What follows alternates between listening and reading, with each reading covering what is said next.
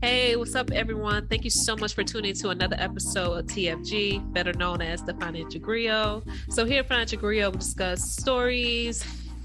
Lord, just making me laugh. We discuss stories and just put in perspective about our own personal journeys, and in doing so, it's just in a matter of trying to create better communities, better people. So my name is Atlanta. I'm one of the three of the co-hosts, and I do have my other co-host sitting here, Lawrence, with his banter. Lovely. How are you doing today? I'm doing pretty good. How's everybody? Well, they can't answer back. Well, I was going to ask how they like they can answer back. They cannot, but I hope you're doing well listening to this. Another episode in the books. We are here. Look at all that energy. Look at all that energy she just gives. Another episode in the book. Like she's just here to pay the bills. Lauren, just here to just pay the bills. Like, I am here. Okay. We're going to celebrate. He had a long day. Let me tell you something. The CEO is here. Like, thank you for being here today, love. She is today's Friday. Like, we had we had this whole conversation. Like, I'm here. I know. I'm happy to be here. It just, it's going to take me a while. We're warming up. Okay. All right. Hey, everybody. My name is Lawrence Gonzalez, Delva Gonzalez, sometimes on the interwebs, and probably my wife would want me to say Delva Gonzalez every time. But ultimately, you can find me on the internet as the neighborhood finance guy, and I give my piece on all these things about financial literacy, storytelling, and all that good stuff. And today we have, for a short intro that we're doing today, the Turnt 30 podcast representative out here. We are going to have, a real full-on episode, but you might listen to it. Maybe you're going back and forth, whoever, but ultimately we have Jay with us today, and we're going to have a short conversation about something that she brought up. So we'll see where it goes. So what's up, Jay? How you doing? Hey, Jay. Love the intro. Hey, y'all. I'm Jay. I'm with the Turn 30 podcast, hosted by Mary J. My co-host will join us. She likes to, add the razzle dazzle and add her own time, so she'll join in as well. But thank you guys so much for having us. We loved when, Atlanta came onto our pod. If you guys haven't caught that episode yet, go tune in and, hop on there. But I think we had such a great time in chemistry. Or listen, if it's one-sided and she's about to curve me right now, I don't know. I could be setting myself up for failure. Curve her. For real. It's not cool. It was everything. It was everything. I'm still listening to your podcast. It's amazing. The introspection, the different topics. Like, it just take me on different just directions and journeys. I love it. So thanks again for being here at that. I know we all have busy schedules, and thanks for, placing us in your busy schedule. So it's going to be fun.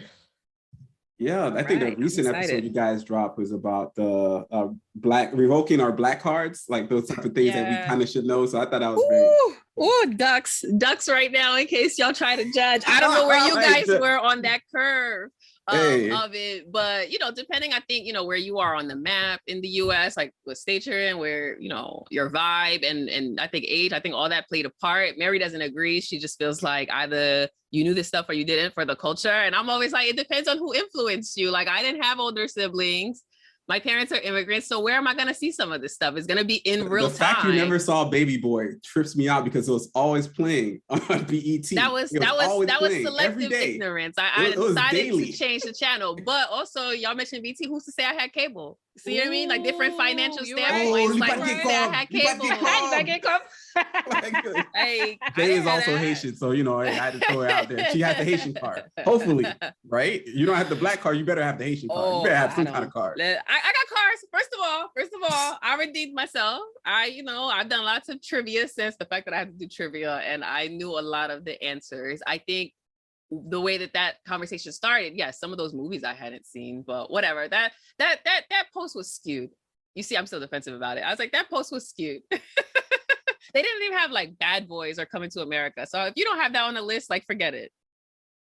I don't know. But no, thank you for support and for listening. We had fun. That was probably like our like most hilarious one to both record. And then like when we were going to post it, I was like, oh my God. I was like, oh, for the judgment just coming. like I said, we were just able to have fun. So it was just hilarious, but we did feel the judgment, especially with some of the statements, because it went into, well, y'all go check it out. If y'all haven't, checked it out, the Turnt 30 podcast, TURNT, the number 30.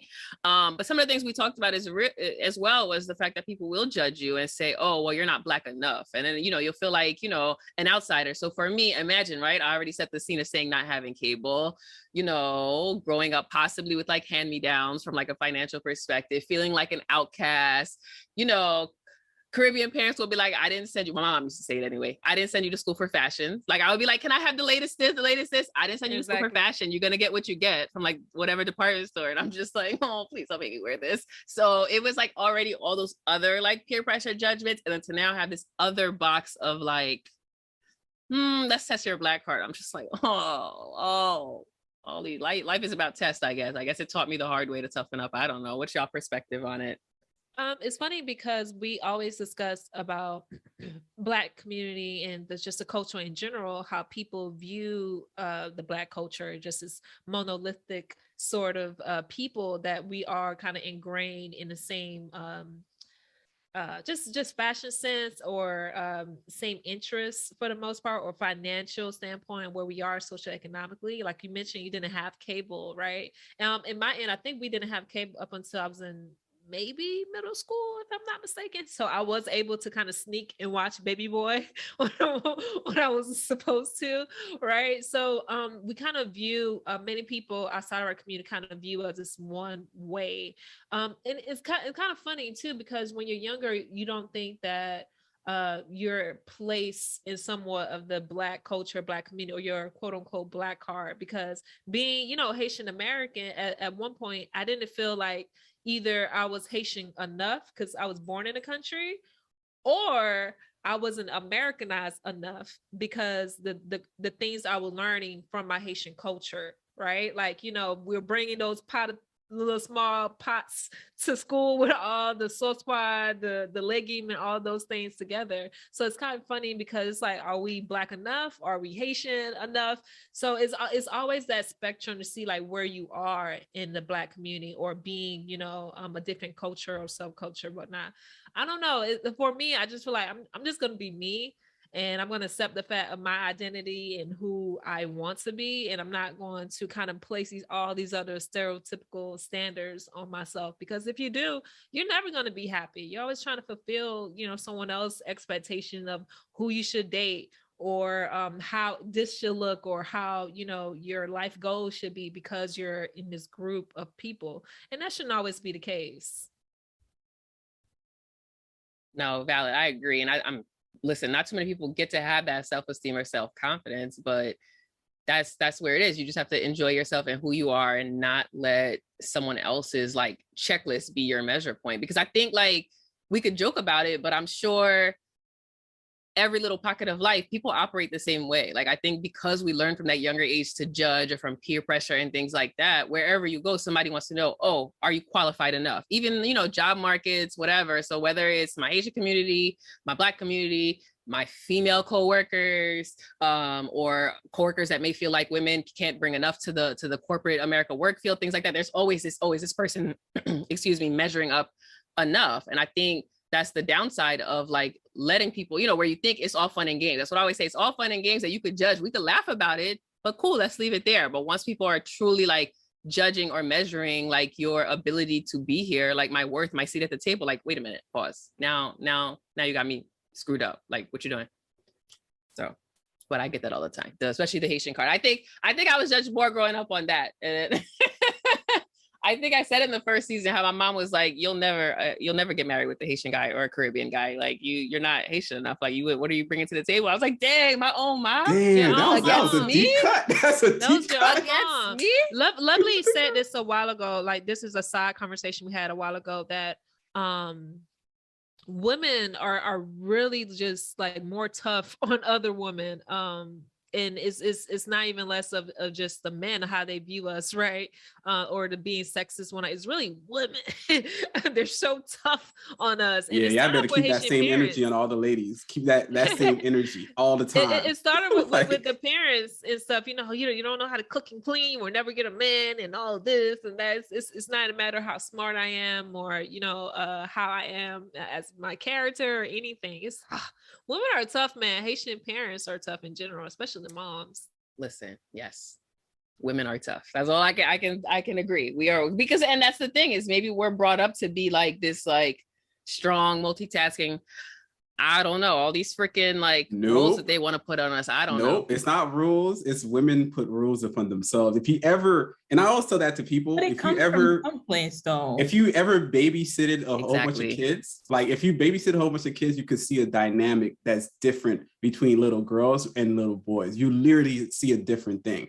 When little girls get together, it's almost like Parliament. There's always a person that's really on top, and she divvies out and she sections who's gonna do what before they ever get anywhere. And majority of the time is spent on that weird parliamentary, almost democratic process. The guys you don't think it's something that they saw? Exactly. Yeah, they're lovely. But this is just women mirroring other women that have done it before them. They're getting it from not the guys. The guys, if you see the guys scenario, it's hilarious. We're not really bothered with you all. The guys scenario is a funny thing. The guys were like, we do this, we do that. That's you got to be around for it. I think they pick it up from both, though. I think they pick it up from seeing women in their house, like in their lives, and how men also treat the women in their lives. Like, I don't know about y'all, but like with the West Indian community, the men are MIA sometimes, not like MIA in a bad way, like deadbeat, but more like, maybe a little she's bit of cooking, because the men in my family, they love to cook. So that's like, I saw men cooking growing up. I know some people don't always see that, but like setting up like party plans, just kind of being the doer. And him kind of being like a fun person. My uncles were fun. My aunts and stuff, they were the doers. So if that's what you saw and what you expect of men, because that's what you saw, exactly what Lovely said. And I think she should go in a little bit on her point, because that's very valid. It's what you see. You mirror your environment. I want to mansplain it, because the first thing that it actually goes back to the conversation we're trying to have about the whole gift giving. I think that's where the shifts happen. I think that's very important. But go ahead, Lovely, do what you gotta do, because I'm the guy. I'm telling you what to do. No, I'm saying is that even when you watch the little girls, like I'm watching one of my friends, she's growing up, she has a child. And one of the things that she's always saying, like her daughter's like always like there. She's like right now, maybe like, I think 9 months or something. She's like always finding her mom, like just watching, like she's just like staring. And I think there's these small cues that we don't realize that, yeah, you're thinking, oh yeah, they're not really, they don't understand yet. No, they're paying attention. There's some cues. They're watching their mother's faces. They're watching like her come home from work and do all the things and checking off stuff. And so there's this innate thing. I think there's also some nurture and nature in that too. So I definitely do think that there is some skewing in terms of just the natural biologic way of women. But then I also think there is definitely that nurture side. They're watching and seeing this. Like maybe I don't even see my dad talk as much as I see my mom talk, right? And those, you see how like our mouths are moving, children are paying attention to that. And you can imagine if they're registering, oh, mom's mouth moves so much more than like my dad's mouth. Or if that's not even around at all, they're not even seeing like this male figure just, and then so it becomes just like, okay, I'm the person to take on this reign. But do I think some of it has to do with nature? Yeah, I do think so, but I think we're pushed into it and very domesticated in that sense, where you see that, moms are pulling the little girl into like, oh, do it in the kitchen now. And for my non-Haitian speaker, you have to be in the kitchen. Whereas maybe a son maybe not be pushed in that manner. So there's these societal cues that are happening. And then when you get what I call a contrarian woman, you're told like exactly what Jay said, like, oh, you're not going to find a mate because you're not quote unquote woman enough or in alignment enough. So I definitely think there's some senses of like, both could be natural, but majority of it, I think there's some social cues that we're giving to the little girls. Definitely agree on the social cues. And whew, you got me a little bit with the being able to find a mate. That's a topic on its own of like, what people expect and what you can bring to the table. But I think that's what we were saying is this like checklist that people have, and it starts, you learn it as a kid, and that's where peer pressure, and then into adult, peer pressure translate into a checklist. What can you bring to the table? You're at work, like I said, what is this person bringing? And we all do that though, right? It's a system. America runs on credit. Like, why should I trust you? What can you bring to this table? So I think a lot of it, people don't even realize sometimes the indirect translation that we're teaching people from just a young age on how to judge people. Are they Black enough? Are they this enough? Are they woman enough? Are they a partner enough? Are they stable enough? Are they a good worker? Like, it's yes, you need these measurements, obviously, but it's like, sometimes I think we take it too far, where it just, and that's where people break down. We see the state of like mental health, and we see people trying to measure up to these checklists and to these boxes. And my Turnt friend Mary has joined us, so I feel like, where are you at with this? Like, we always talk about now I feel like I'm like outnumbered. It's like 4 women to 1. Oh yeah, listen, like you are severely outnumbered. What were your thoughts? I forgot, LG. What was your thoughts before you? Male presence. I'm gonna close out my last thought, because obviously I'm gonna get beat down if I say any other word. But Times reported that a number of books really analyze women and what they said throughout a year, and majority of time women speak on average 20,000 more words per day than a man, and it's basically true. Even in this conversation, most of the time I keep it very brief, or like try to be brief, but women, I always seen women kind of expand on the story, and by the end of the night they know each other more than the guys will ever know each other. It's just the way they kind of roll. So that's where I land. Damn, I be on Clubhouse too damn much. That's why I land. Like, what everybody's looking around. Why did he land? Like, so I'll pass it over. Well, like Jay mentioned, Mary is with us now. How are you, Mary? This is the other co-host of the Turnt 30 podcast. How are you doing? Hey. Sorry for the tardiness, but I'm here. I'm really, really excited. Not Lawrence shaking his head. That might not be at me. He was judging before you got here. Oh, not judging me. Yeah, he judged me as well. He hates this. Hey, God judges all of us. God judges all of us. So why are you afraid of judgment? Oh, now you afraid. I'm sorry. I was like, I'm sorry, God. My apologies. I'm not God. I'm saying God judges all of us. Like, yeah, sorry. I have a toddler. I don't know. That's my answer to everything. Women understand. We all good. And a boy, while we're on the topic of gender. No, that's hilarious. Actually, while we're on the topic of gender, because I mentioned,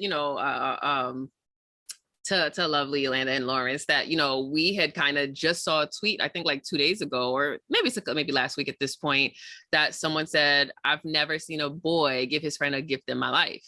And I know we kind of had especially you have a toddler, you have a son, and we were just kind of talking about like, breaking these stereotypes, breaking gender roles and things like that, and just training up the next generation different. And I remember I asked you, Mary, I was like, have you seen that? You was like, never.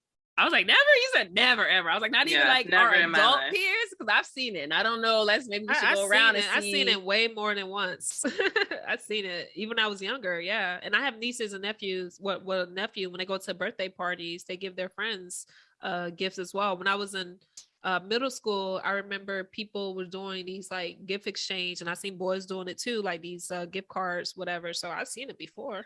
Now, when you're younger, though, is it more so like your parents are facilitating the gift giving? Because I remember like everyone invites everyone from the class to the birthday, to whatever party. And then I feel like the parent usually picks up something and is like, all right, sign this, give this to your little friend or whatever. Or do you think that the actual children are facilitating the gift giving? Because I do think that's different too. Yeah, yes and no, because when one of my nephews was going to a birthday party, he knew what his friend wanted, right? And he got his, I think either he used his what they call again, the money that he's given from his parents, the allowance. Yeah, I'm like, I don't even know. That's foreign to me. What did I call again? That is also I don't know allowance. I didn't know nothing about no damn allowance. Right? I had to sneak my lunch money if I even got that. Right. He used his allowance to give his friend a gift, but I have seen that exchange.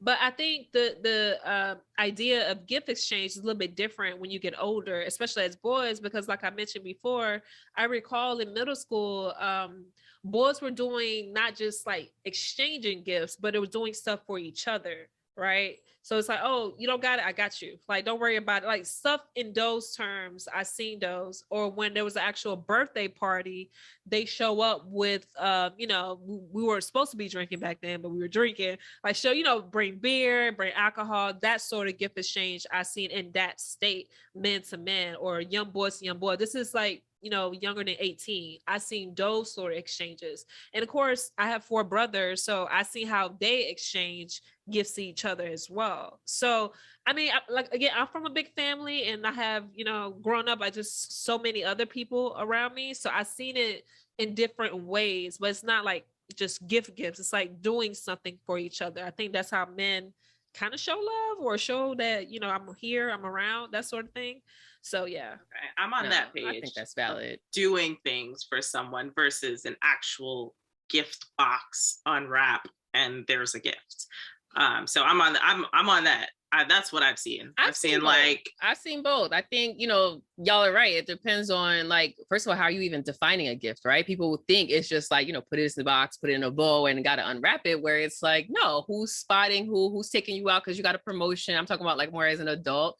As a kid, maybe, in high school, you got your car, who's offering to do this, offering to do that, where like, we could talk about like acts of service being gifts. So I think it depends on how you define a gift. But if we're just doing the superficial, I don't want to say superficial, but if we're just doing the idea of it being like in a box and having to unwrap, I've actually seen that as well.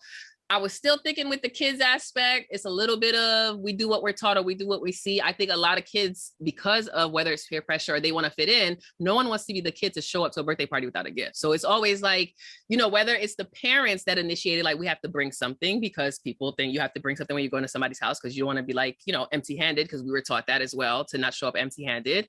Or it's the kids saying, no, please, we have to get this. I don't want to be the only one without, because you're worried about that pressure of being the one that does something different. You don't want to be the outcast. So I do think a lot of it is still molded from the environment. Ding, ding, ding. As like Lovely said, I think Lovely's the MVP of letting us know that a lot of it is we do what we see. So I think that's why we have to be like, make sure that we're setting the scene, that people know that these things are right. Like, this doesn't have to be just because a guy gives a guy a gift. Because when I was younger, I mostly saw like maybe little boys giving girls things for like Valentine's or little things like that, already setting the scene of like guys and girls. This is what guys do. But I think people do have to break that stereotype, because I feel like if you do ask a lot of guys, no offense, between like 15, 25, their face is going to scrunch up and they might even say, nah, that's gay or something like that. Like, what? Give a guy a gift. But I think it depends on, like we said, how we define a gift. Like Lawrence, he over here shaking his head. Would you put something in the box? Yeah, like, what's your? I'm allowing the space. Oh my gosh! Would you go pick something out, put it in a box, wrap it in a bow, and hand it to your gentleman peer? No, and I'll say this: the entire, like, I guess a lot of women like to define what a male experience is, but you're not men. And that's the only thing you need to remember. Like, as a guy, like, I lived this experience. I am a guy. I've did this in my entire life. Ultimately, I'll say guys tend to be a lot more practical in how we do things. And I think it goes back to what Lovely was said in some of her commentaries about like being present for somebody is different from giving them presents. We're very matter of fact type of people, or guys tend to be very matter of fact, very pragmatic. And the idea of like, if I give you a gift, you give me a gift, and we keep doing that for forever, it's kind of ridiculous. So we just cut it right down the middle and said, we don't give each other anything. We look at each other, gentlemen's accord, we're cool. And to Alana's point, maybe at some points as we grow up, with like for a party, of course, you're just bringing drinks. That's a generic move. That is the most basic move you could do. Like, I'm bringing alcohol, I'm bringing drinks.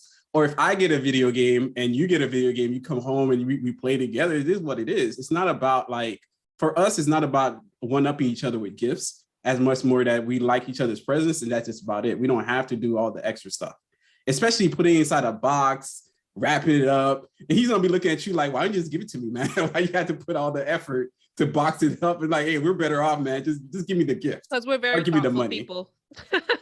But it's not, but the thing, you interpret it as not being thoughtful. For us, we're like, why did you do all this thing? Because if you really knew me, you wouldn't put it in the box.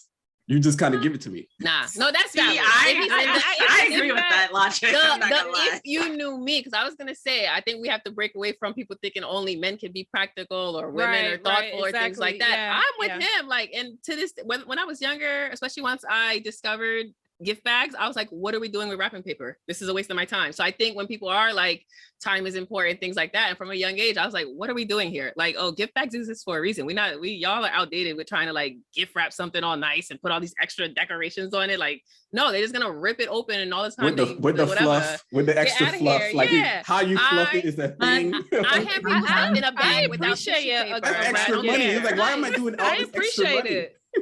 But see, that's what he said. If they know you, they will see that you like to do the unwrapping aspect. I'm like, give it to me in a bag, please, and I'm gonna reuse this bag.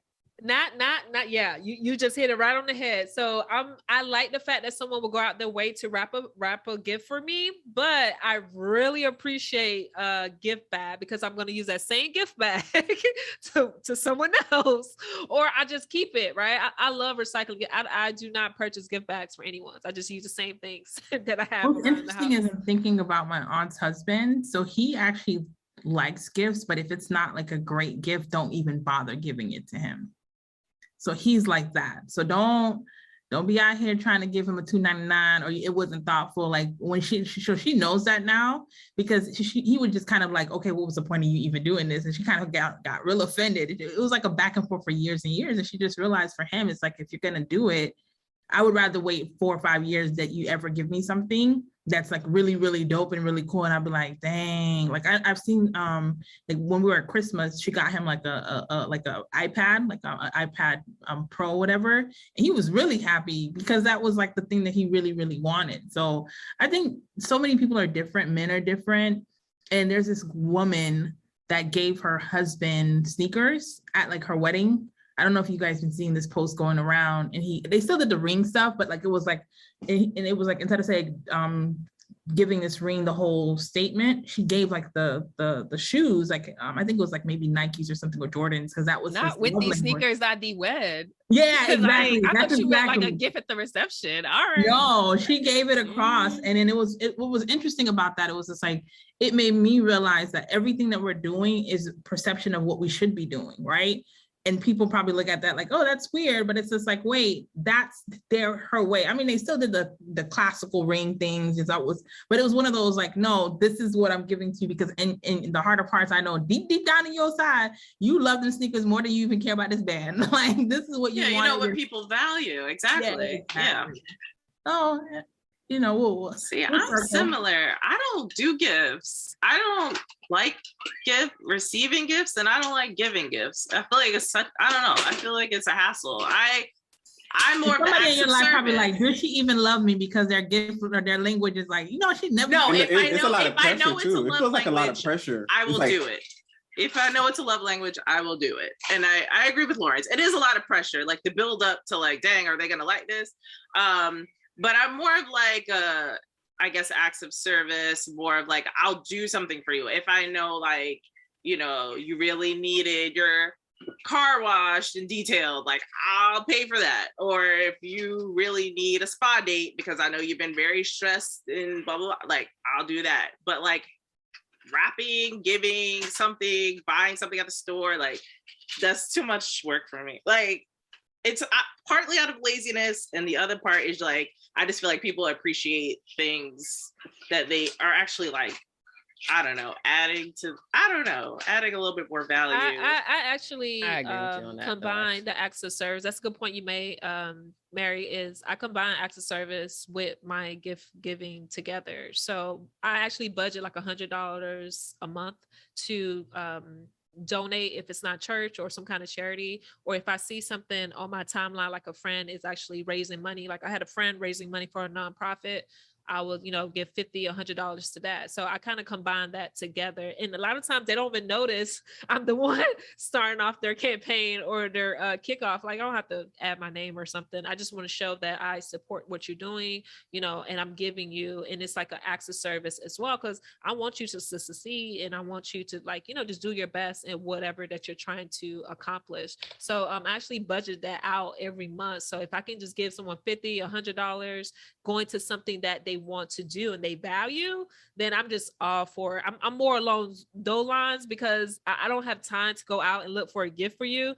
I just love the fact everything is online. If you have a baby registry, if you have a Kickstarter or some kind of campaign, I am the friend that would donate to or kick off and help you to reach your goal, because we're all struggling in some facet or form, right? And it is social pressure to feel like if we're going now or if we're doing this, I have to meet this, expectation of like all these gifts. And sometimes I may not have it. This month's got tough. Gas prices are high.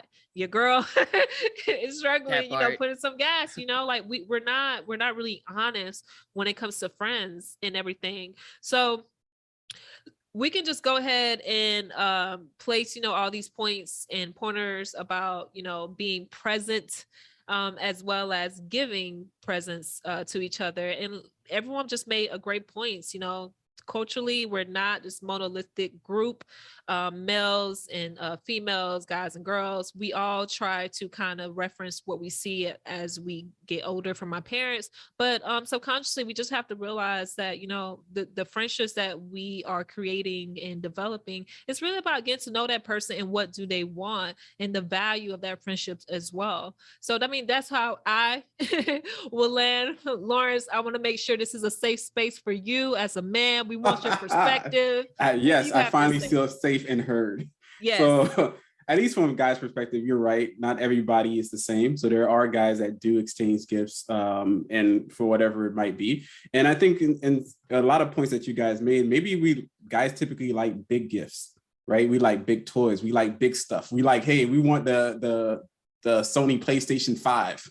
That's a lot of money. That's not a comfortable sum that anybody's just giving $500 to your buddy like that. So these are not very, very chump change. So maybe that's because of that reason that we just don't really exchange a lot of gifts with each other, because it's going to become very costly very fast. I do see a lot of guys just bringing like the cigars, that's like, hey, we get like 4 or 5 cigars. You having a kid, we'll do that. You're getting married, we'll bring the 1492. I think that's what I had to get for my brother-in-law. I'm like, get him that, $14.92, man. Hey, whatever, just go crazy. But I don't think it's necessarily that good though, because we always get alcohol for some reason. It's always alcohol. But in the end of the day, that's what we do. We don't necessarily value just the presence, but we do value the present person, the person that shows up. And it doesn't have to be all the time, because I could have a friend I haven't seen for 10 years. If I link up with him, it's like nothing ever changed. It's just the way guys are, at least the guys I've ever met. And that's where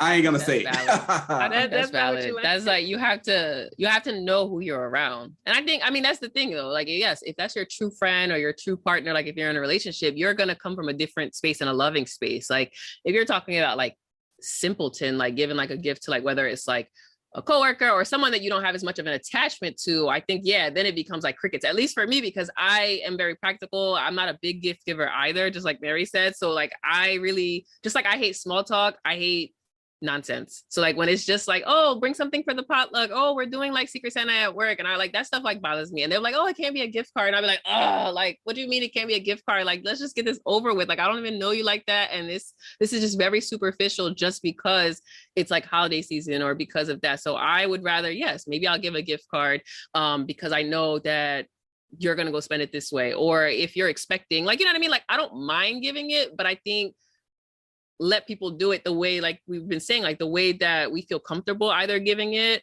and also just understanding, or for me, being more practical and understanding what that person needs for them and what's their language. Like whether my mom's the same way, like she doesn't necessarily want like an extravagant gift, but she's not she'll just look at the gift like, what is this? She'd rather the money. And she'll always say that. She's like, you could have just gave me the money. She always like, you could have just gave me the money. So now I just every Haitian it's like every couple of years, like every 5 years, I'll just give her like a big like stacks of stuff. I'm like, all right. I mean, I help her out like in general, but like I know she wants like a flashy amount. So it's like I'm like, all right, every 5 years you hit these milestone birthdays, you'll get like a flashy amount, fine. But that's how she is. She'll always be like, what is this? You can just give me the money. I'm like, oh, I just got you like your expensive perfume. I got you a whole set. Oh, okay, I got you the bigger bottle. It'd be like random stuff. I would like try to pay off like, her cable bill for like 4 months, and she'll be like, you could just give me the money. I'm like, oh, all right, goodbye. Bed and bath and body works. That's all she needs. That body works, the set. I got my mom flowers once, and she like, you could just give me the money. Like, oh yeah, I know not to even start with flowers. That. I don't even know to start with stuff that's gonna last for 2 seconds. I don't even bother. My mom would think shoes last for 2 seconds. She'll be like, you could have just, this is wasteful. I'm like, wasteful? Shoes? shoes, orthopedic shoes for your back at work. Like, this is wasteful. These were costly. Like, excuse me. But some people just literally want to see, like, make it rain, make it rain. They want to see the actual money. And I'm like, all right, so now I know her. Well, thank you, everyone, for a great topic and discussion. Mary J, thank you guys for being here with us. And Mary, I know, you have life things going on. Thank you so much for jumping on. But before we close out the episode, Jay, Mary, where can we find you? Where we can find the podcast? Well, you can find us on IG, Twitter at Turnt30 Podcast. That's TURNT 30, the number 30 podcast.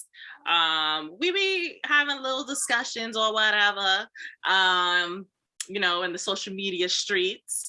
And also our podcast itself, the Turnt30 Podcast, we are basically on all streaming platforms. So Apple, Spotify, Amazon, wherever you listen to your podcast. We out here. That's exactly what she said. We out here. We drop our episodes bi-weekly on Tuesdays. It's our Turnt Tuesdays. Sometimes we go a little off schedule because sometimes life is life, and we have to keep up with what's going on in events. We're actually just celebrating our 1-year podiversary, so we kind of feel big time. Shout out to that. So bi-weekly on Tuesdays, Turnt30 Podcast, TURNT, the number 30, where we like to engage on Twitter. Lawrence will get with us on Twitter sometimes. You also on IG. I threw the shade. I threw the shade out there last time. I was like, I would shade her out. We'll go in. Well, we're heavy on Instagram, and then we had to switch out. I forget how fun Twitter can be. I was like a Twitter person back in like college, and I think I just kind of fell away from Twitter, and then I went back, and I was like, oh, these Twitter streets is still wild. All right. But thank you so much for having us. I think thank you so much. It's very realistic, because you have to meet people where they are. Like, you don't know what people can do, whether it's financially or just where their hearts are. So you just have to like kind of just give people, I think, grace in general. So I love where you said about like it's about being present, like your physical presence, and not being so wrapped up in like these like items or these flashy things or these labels or trying to fit into a box like that. And listen, I would take, especially nowadays with the price of gas, like I used to say that back then when I used to price of life. What do you mean just gas? Inflation in general. Like, inflation in general. Like if I wake up and you fill my tank, like, hello, I love you. Like, hello.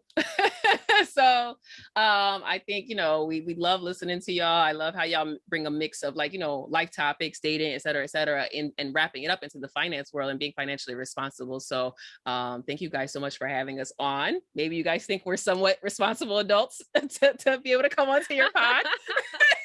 We trying. Lawrence is low-key a hater. No, I'm just joking. He likes to ruffle the feathers, he likes to, and that's good. Sometimes I like to keep everybody more. I like to keep everybody humble as they work. Keep it humble. Oh, you serve a humble pie? Okay. What I do in these streets.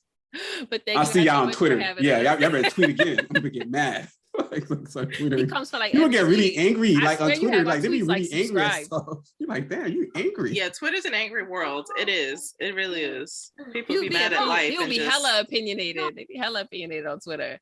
Like, be mad. I posted about an anime. The person got really pissed. So it's like, yo, then why don't you like my anime? Like, bro, I like my anime. Like, can you not be both? So I had one little misstep about like a Michael Jackson topic, like about one of his albums, like the track list. And that between Michael Jackson and Prince, you can't mess with their fan club. People talk about the Beehive, but those are the originals. Like, I said one thing wrong about a track list, and I was like, I was getting dragged for like a week. I was like, all right, Mary, you're gonna have to handle the Twitter streets. I'll stick to Instagram, and you can handle Twitter streets, because I don't have the heart for this, because I'll drag them right back. And we try to be professional page out here. I'll be like, forget this. But thank you again so much for having us. We have fun, and we look forward to what the future holds for any other collabs. Cool. Absolutely. So what's up? Hey, everybody can find me on the interwebs, obviously pissing off somebody at some point, but I try not to. As a neighborhood finance guy, I like to share financial literacy information, education, and really trying to change the world in that sense, try to move people to the right direction. So in that case, I'll pass it over to Lovely, because we got no edits. Let's go. It was a wonderful episode. Thank you all so much for coming. It was really dope. Nice to meet you. Look Mary at the J. energy. Look at that energy. It's Lovely up was there. the MVP. Nobody tried to give her props. Like her one statement was just all she had to do was just stop one comment on it. It was like, "What's your thoughts?" She gave like 2 words, and that was like she's at it. People are at it like the a mic 10. on it. She was like, "It's societal cues, your environment, That's it. nature, Lovely nurture. is at a That's it." 2. Lovely is at a 2.